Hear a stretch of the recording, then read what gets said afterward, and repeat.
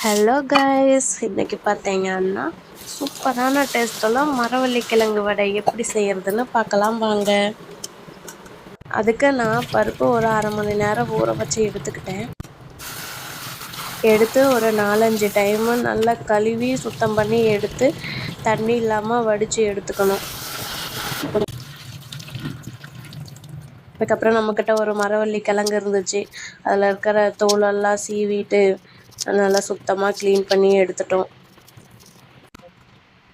அதுக்கப்புறம் பருப்பு அரைக்கிறதுக்கு முன்னாடி கொஞ்சம் பருப்பு எடுத்து வச்சுட்டு மிக்சியில் போட்டு பருப்பு வரமிளகா போட்டு அரைச்சி எடுத்தாச்சு. அதுக்கப்புறம் சுத்தம் பண்ணி வச்ச கிழங்க துருவி எடுத்துக்கலாம்.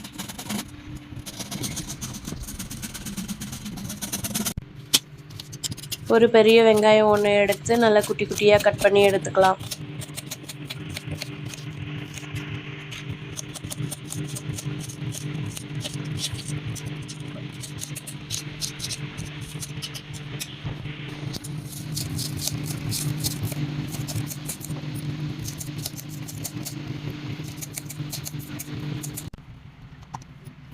அப்புறம் அரைச்சி வச்ச பருப்பு கொஞ்சம் தனியாக பருப்பு எடுத்து வச்சேன் இல்லைங்களா, அந்த பருப்பு, வெங்காயம், பச்சை மிளகா 2, ஏற்கனவே காரத்துக்கு வரமிளகா போட்டு அரைச்சிருக்கோம்ல, அதனால் 2 பச்சை மிளகான்னு மட்டும் நான் எடுத்துருக்கேன்.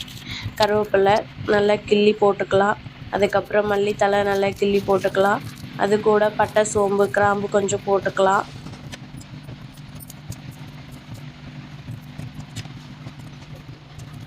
அதுக்கப்புறம் துருவி வச்ச நம்மளுடைய மரவள்ளி கிழங்கு போட்டுக்கலாம். அதுக்கப்புறம் தேவையான அளவு உப்பு சேர்த்து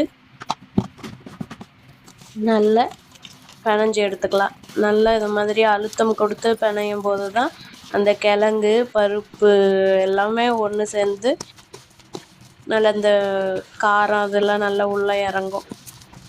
நல்லா இது மாதிரி பிணைஞ்சி எடுத்துக்கணும்.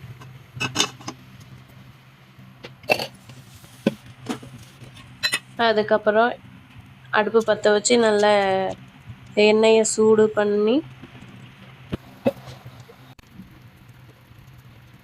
நல்லா இந்த மாதிரி உருண்டையாக பிடிச்சி அதுக்கப்புறம் தட்டி போட்டோம்னா மசாலா கிழங்கு வடை ரெடி.